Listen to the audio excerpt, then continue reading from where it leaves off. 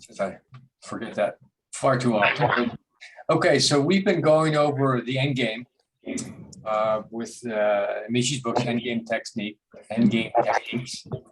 And so we covered the first chapter, which was closeout, and I've sort of summarized the main points. The closeout is when you have no, well, I'll put it on the board here. When your opponent's on the board and you've closed them out.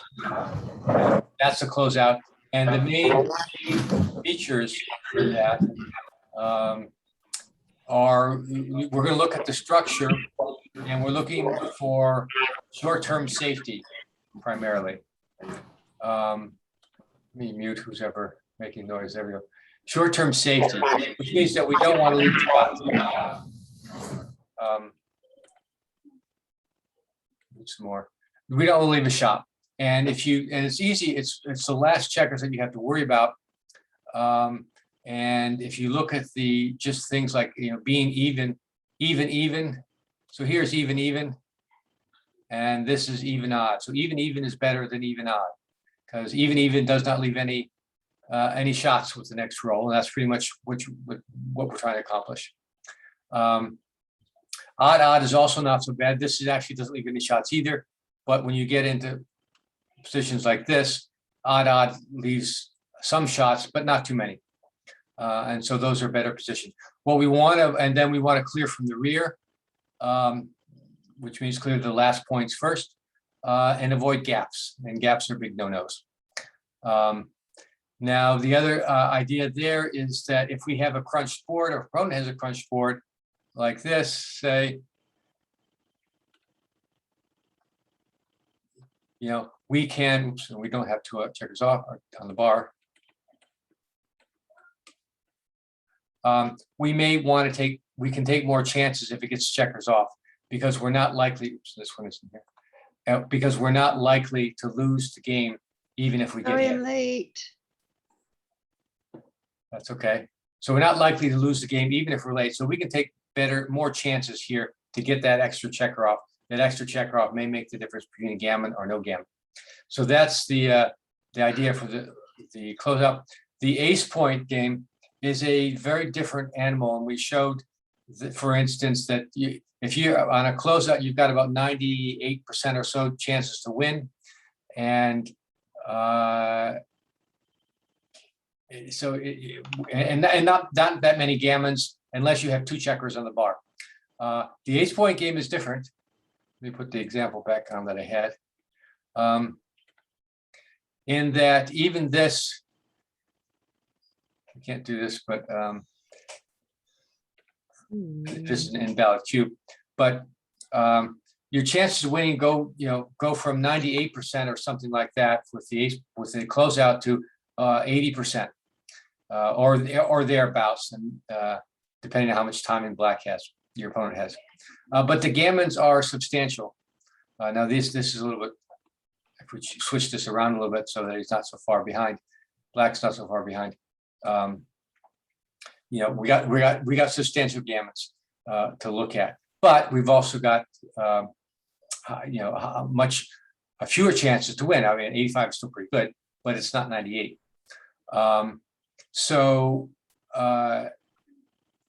And this is true, I think somewhere there's statistic, Michi cites in his book that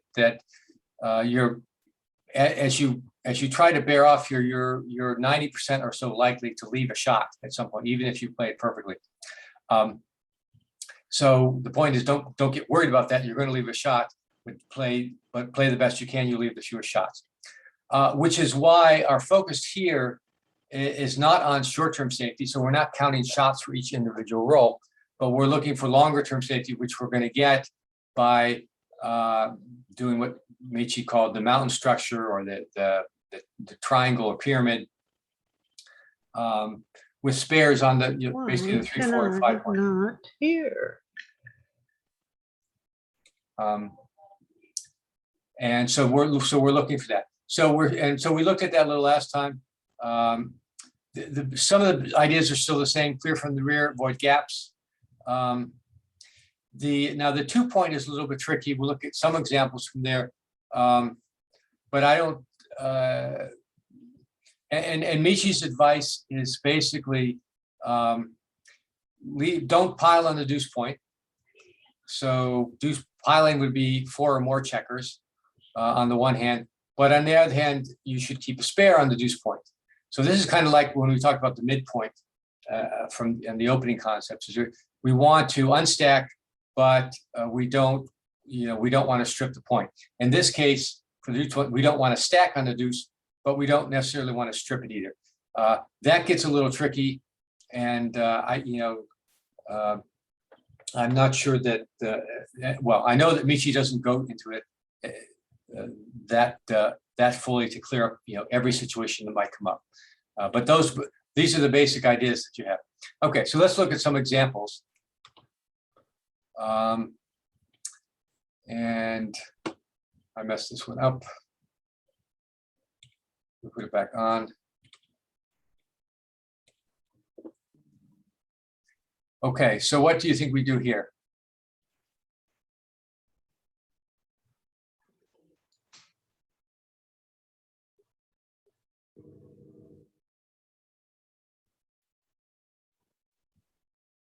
Well, let's look. We can take 2 off like that.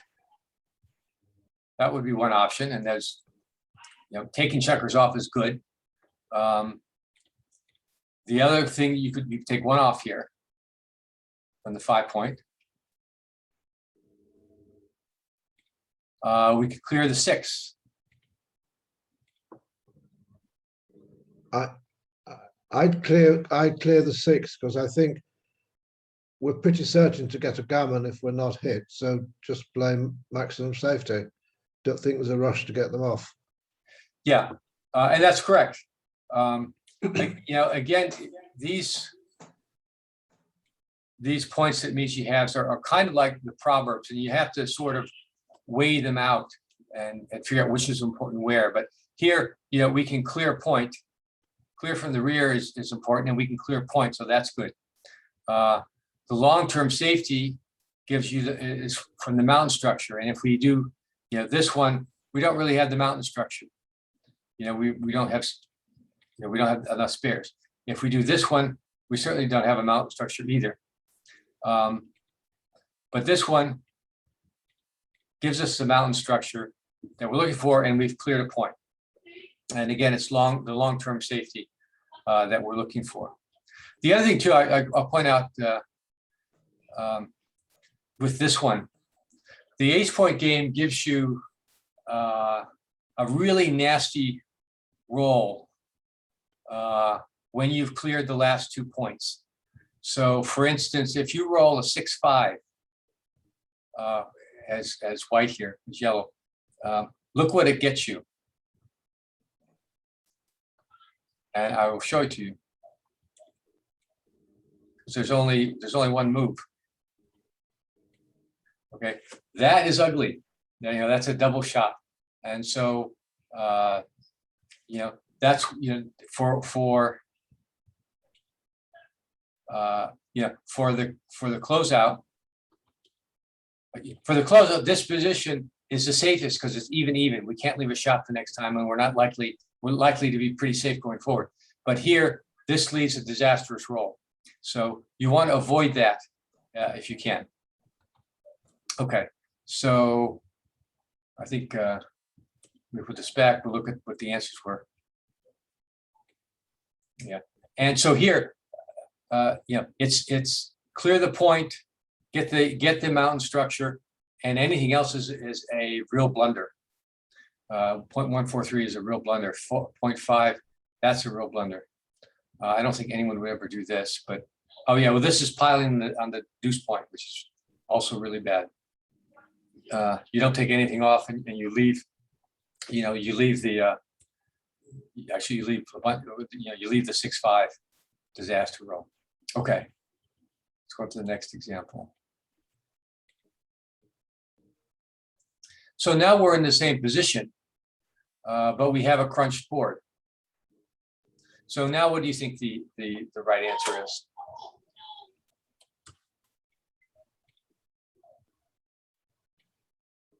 I'm not understanding your Okay, we had the same roll and the same formation that we did last time. Right. Okay, the difference is that, I'll put the last one up. The difference is that the board is crunched. Before, black had a strong board. Okay. In this example, black Crunch. has this board. Okay. So now what do you think the best options are?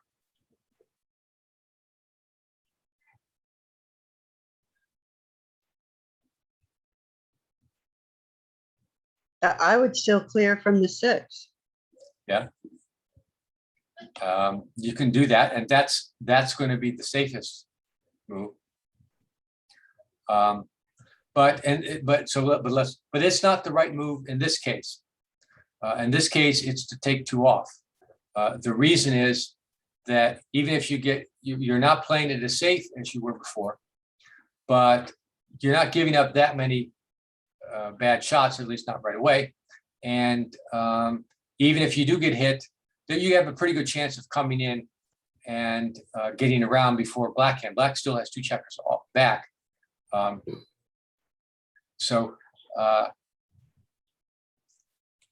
in this case, even the 5 off, which is not a very good move, is not so bad just because of the gammon. So I didn't look at the gammons, but you've got 20% gammons here, 96% wins. With the previous move, you got 96, slightly more wins, slightly better wins, but only 12% gammons. So I would, it's not always easy to tell, but generally, if you have 2 open points of black, if your opponent has 2 open points, that's pretty much enough of a crunch board to take the extra risks to get the gammons. Okay, let's look at some more examples. Well, is it to get the gammon or just to have more checkers off if you do get hit? What is the? Well, well, both help. I mean, if you get hit, the more checkers off, the better chances you are of getting around and getting off before your opponent does. But here, it's in this case, it's the gammons that are playing into it. So you're 96.4 to win here with 20% gammons. Yeah. And with this, the safe roll, you're 96.9, 97 really. So you picked up 0.5% on wins by playing this way. But you've given up you got down from 20% to about 12.5% in the gammons. Right. Thank you. So, for simplicity, I would say you play it safe unless you've got the crunch board, and the crunch board for most purposes here is going to be the open 5 and 6 point. And often it's more crunched than that, but okay. Let's do.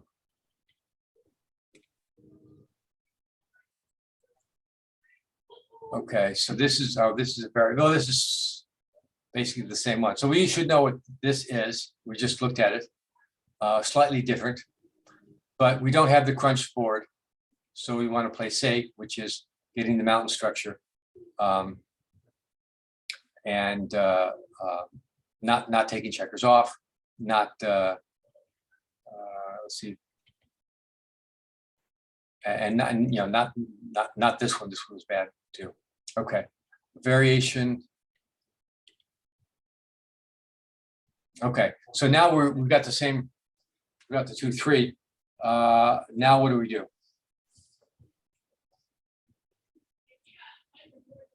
3 is forced. The 3 is forced. Yeah, that's easy. Which is Guaranteed that one useful will be too. right. No. So the question then is, so let's take the 3 off. Now we've got a 2. Do we take it off or do we go 4 to 2? Those are the only options. I would go 4 to 2 just to keep the deeper side of the board, well, the shallower side of my board, even and even. Yeah. I don't like odd and even. Yeah. Because I'm going to roll doubles the next turn. If I don't move that, I will roll doubles. High doubles. Guaranteed. Yeah. That's what. Yeah. Pretty much guaranteed. Yeah. Okay. Well, the right answer is that we take 1 one off. And the thing to focus here is, again, not the next roll, but the long-term safety here. And basically, I'm summarizing what Michi is saying about this, but it's don't pile on the deuce point, which you would, but keep a spare. So here, if you do this roll, yeah, we're piling on the deuce point. We've got 5 checkers. And here we've still got the spare on the deuce. So we're okay, it's okay to take it off. Now, why you're worried about the earlier double? he says odd and even is to be avoided if possible. This is where I run into problems all the time. Yes, I don't okay, know. but yeah, and you're right against a closed out game. You wouldn't do this. So let's say we had this. Let's put this checker on the, whoops, I did. Okay, so here we've got a checker on the bar. Okay, so here we're going to want to do the even number is the best, and this they're even not, this isn't even so bad either. But anyway, we're going to want to be even because we're closed out. However, against the ace point game, that's not what you want. You want to pay attention to the deuce point and keep. Let's do this so we can see it better. And keep a spare, but don't stack. Now, why do you want to not stack? Because what's going to happen is that you're going to end up with something like this if you stack. Okay, and you've all been in this situation. Right. Okay, where now, let's make it a little better. You know, all you're not safe here yet. You roll a 1, you're going to hit black. Black comes in off the bar, and now he's got a chance to win the game. Okay, so that this is the problem with stacking on the deuce point, is that you end up in this situation, or like this. What do you get? You get a 5-2 or something like that, or 3-2, 4-2. The 2 doesn't come off, so who's got to come in and hit, and now you've left a shot. So that's the idea behind don't stack on the deuce point, as you don't want to get this stack here where your opponent, where you can roll a 1, your opponent can come back and hit you with a 1. That's despite taking an immediate risk by leaving 5. Yes, yes, that's right. I must admit that obviously it's correct, but that I've learned something there. I didn't know that. Yeah, that's quite surprised me. Yeah, with these, again, these are tricky, and as going over Michi's book, I find a number of exceptions. So I think that the best way to practice this is still to do the set positions up and do the play from here and just play out a number of them, and to see which ones, where it doesn't matter and why. And Michi's is steering you to look at certain things, and they work most of the time, but I would say that they don't work all the time. So some of these things will surprise you. Okay. I have a quick question, if I may. Yeah. With this book,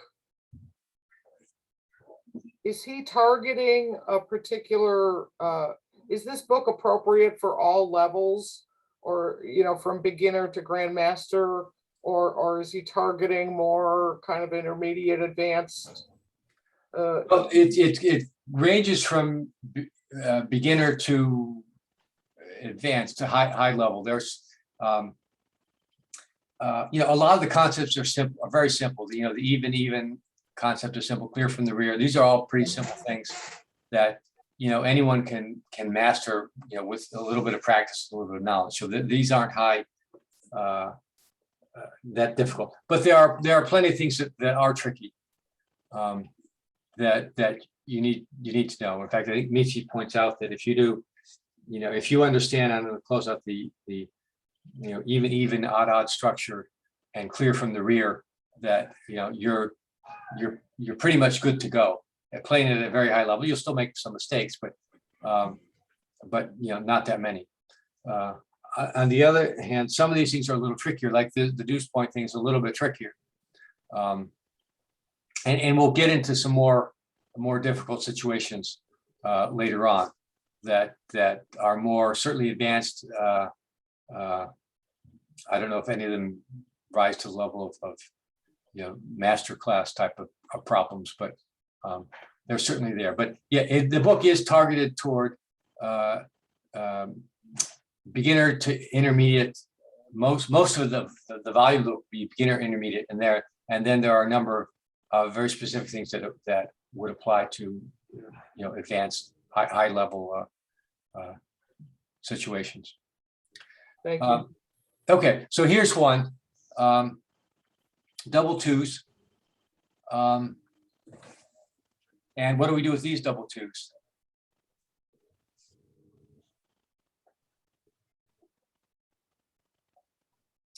So let's look at a few things. I mean, we could take 4 off. Okay, and taking 4 off is a pretty good roll, but we're left with this structure, which, as you notice, is not a mountain structure, and which does not have a spare on the deuce point. So let's put those back. We could do this and this. Oops, not that. Okay, in which we didn't take any checkers off, but we've cleared 2 points. Clearing points is good, but what's wrong with this structure? You put way more on the deuce point. which Yeah, oh yeah, I we wanna piled do. the deuce to 8. We got 8 checkers on the deuce. Okay, so Michi's proverb, well, I guess he does call it a proverb. Don't pile on a deuce point. We sort of, we bash that one in the head. So, oops.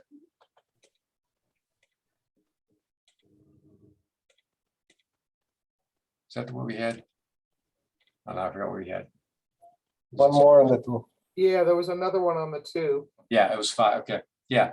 So what do we think is best? 5, 3, 2, and 2 off. Maybe a middle play. Yeah, well, based on what Michi said, we didn't want to pile on deuce, so we've piled on the deuce already.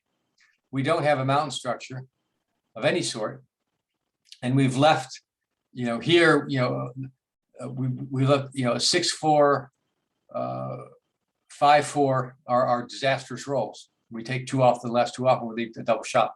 So yeah, I mean, the right thing is kind of the hybrid play. 3 twice and 2 up. Yeah. Yeah, so we clear a point, we get, not really quite a mountain structure, but better than what it was. And, we're still a little bit stacked in the deuce, but it's better than it was. So, that's, and look at the alternatives. This was the second best play, and it's a blunder. Actually, we don't know that. It is a blunder. Because of all the bad rolls that come off of this. Stacking the deuce is also a blunder, is even a bigger blunder. So this is where the idea of looking at the deuce point, don't stack, but don't strip either. Again, it's kind of like the midpoint of the opening where, just leave a spare, but don't stack.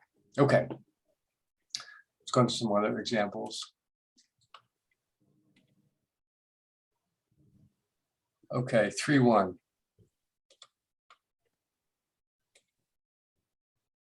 And what are we looking at here?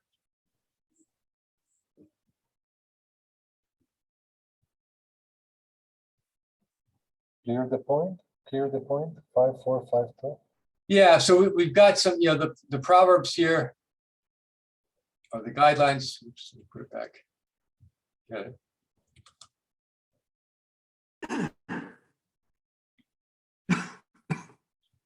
Back, here we go. Okay, so we can't get a mountain structure. If we clear the back, we don't get a gap. So if we do 3-1, okay, but at least we've cleared a point. But that's not really a good mountain structure. Clear from we have cleared from the rear. So we didn't avoid gaps, although that's not a terrible gap. And we've also piled in the deuce point. We're doing that. Okay, so that's not a great roll. But what are your alternatives? Or worse. 3 off. 3 off and 4 to 3. Yeah. So, and this is not a mountain structure either, and it leaves the very nasty. And now here you got 6-4 and 6 and 5-4 that leave the double shot. Well, I didn't realize that we were still striving for a mountain structure. That just totally went by my brain, obviously. Yeah. I've been through the book twice, actually, and that was never my takeaway, was that at this point, with this many checkers away, that I still need to be thinking about a mountain structure. Well, yeah, I never it's read still that. worth looking at. It becomes harder to obtain. But I didn't realize it was still sort of necessary if you could do it. Yeah, well, it's one of the considerations that you have. Okay. And, it doesn't go away. It's harder to make, like this. We can't make a mountain structure, so we've got to look to other things here. All right. And so that's part of the Michi's idea of proverbs are these are kind of rules of thumb. These are things that you could be thinking of, but you can't always achieve them, and sometimes the proverbs will contradict each other, and you can't get it. So you've got to learn to make the judgment of what's the most important thing here. And so here, and I think we sort of came up by looking at the alternatives is okay, clear the point. Okay, so that was the most important thing here. We did stack the deuce a little bit, but not too much, not a lot. We've got this gap, which is not really a gap as long as we have a spare here. It's not a terrible gap yet. But the alternative was the bad structure. I mean, this is a bad structure which you need to avoid with the ace-point game. And it's even, but it's really more even, but no spares. Okay.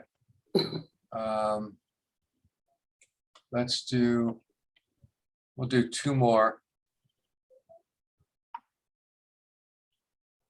Okay, so first one is easy. Because it's a 6 and the 6 comes off. So what do we do with the 2?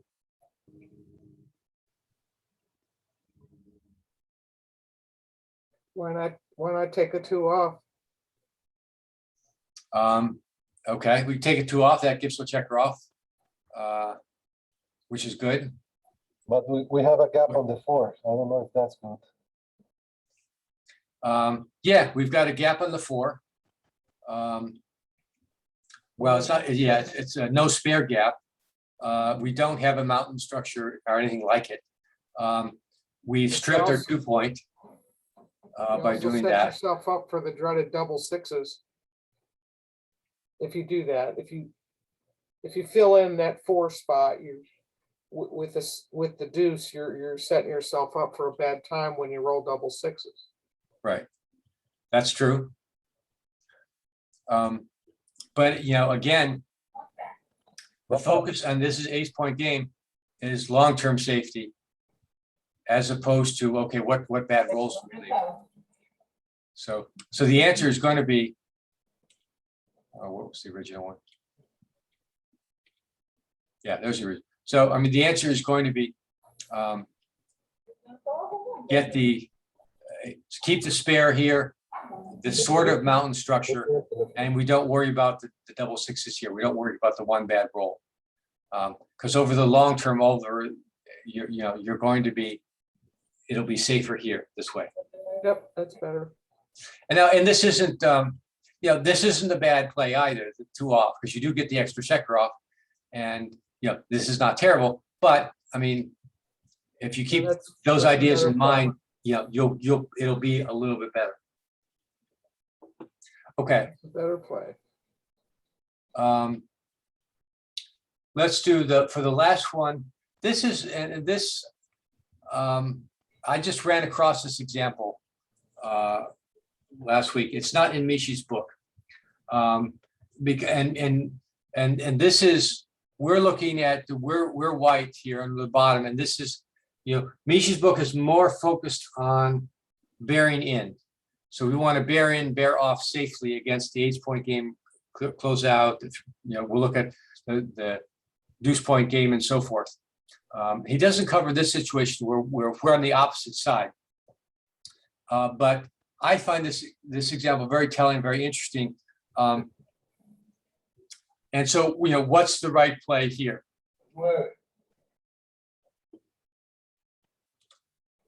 I'd be tempted to run to start saving the gammon.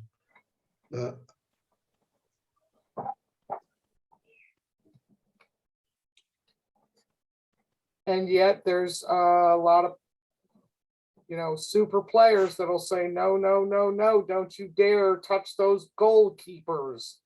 That's what they call them. Yeah.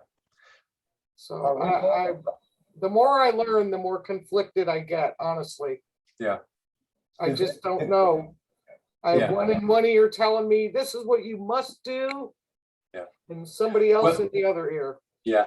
This one, and I got this wrong when I looked at it, and then went going over Michi's book, and I sort of tried to emphasize it. It's the opposite coin, opposite side of what we're looking to do when we're bearing in. So Black hasn't borne in with a very good, or borne off with a very good position here. And why is that? Is this a money game, a match game? Because we haven't. This is we should probably make it a match game. Yeah. Okay, then I would. A money game in this case. I don't think that it matters. I think I would run to avoid the gammon. At least try. Okay. Yeah, well, that's what I thought. And I'll give you a hint, it's wrong.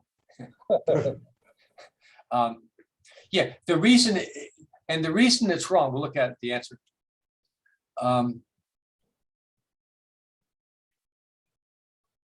Yeah, the reason it's wrong, this is the running play. And let's look at, I don't know why XG puts it in a weird order. Yeah, so these are the running plays and these are the non-running plays, basically.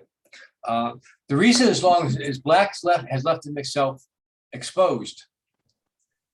And look at the shots, look at the rolls that he has that leaves you a double shot.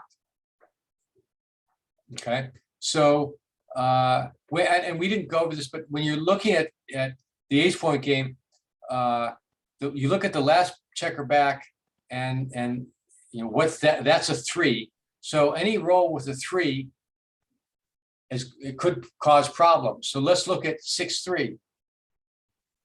Okay, what does Black get when he rolls a 6-3? A double shot. Double shot. What about 5-3? Double shot. 4-3. Double shot. So Black has 6 rolls that leave a double shot.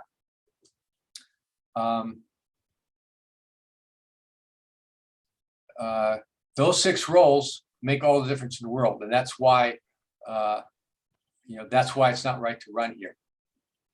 Now, the other thing too in this position, let's see, it's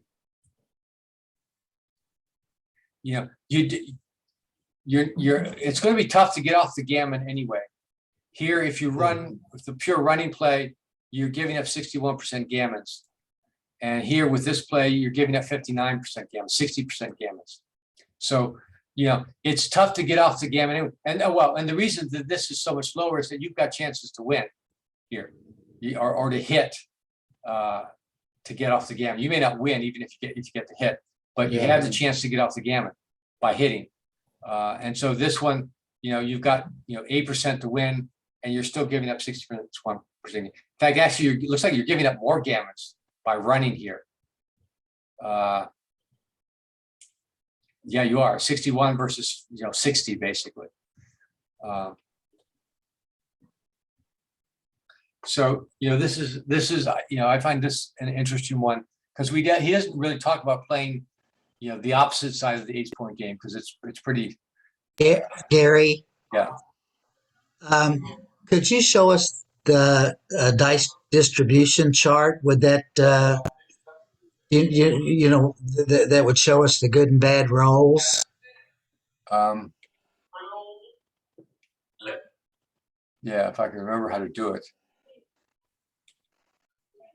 Let's see. I think it's analysis.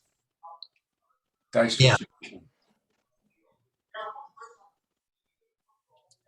Okay, talk through that chart, would you please? Yeah, well, this is not, I think what we want to see is actually, let's turn around to black. And that's easier because, well, what this shows is, these are all the possible rolls and the equity involved. So for white, basically all the rolls are terrible. They're all down, minus 1.4. That's pretty bad. And the 6-5 and 6-6 rolls were actually, where's the 6-5? In the middle. It's 6-5. Now we're looking at white, but I'd like to look at black. Yeah, Okay. black is more instructive, I think. So, okay, so this shows all the rolls, and it shows the best rolls are in the green, and the equity you get. So if you get double fours, you're pretty much with a gammon and a potential backgammon, and any of the big doubles, even double twos, and any number that clears the 4 point. But here are the rolls that we're looking for as white. 6-3, 5-3, 4-3. Those leave double shots. And while So there are eight rolls there, correct? yes, well, yes, 3-2, yeah, 3 rolls leave a double shot. 3-2 leaves a single shot, I think. Yes, because 3's got to come off and you got to take 2 off.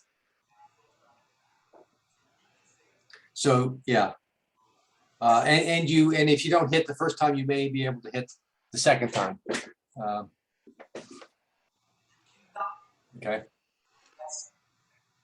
Thank you so much. Now, what is it? I probably should know, but I don't. First roll, you've got your black dot in the first roll, and then there were 2 other options on the chart.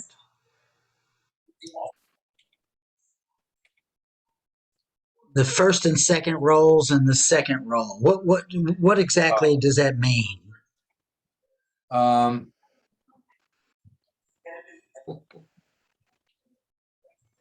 I've never used that one before. I'm not sure. Go to the second one.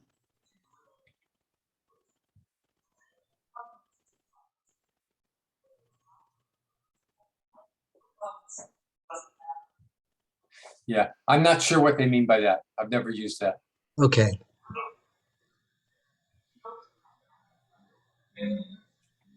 Okay, so that's it for this session.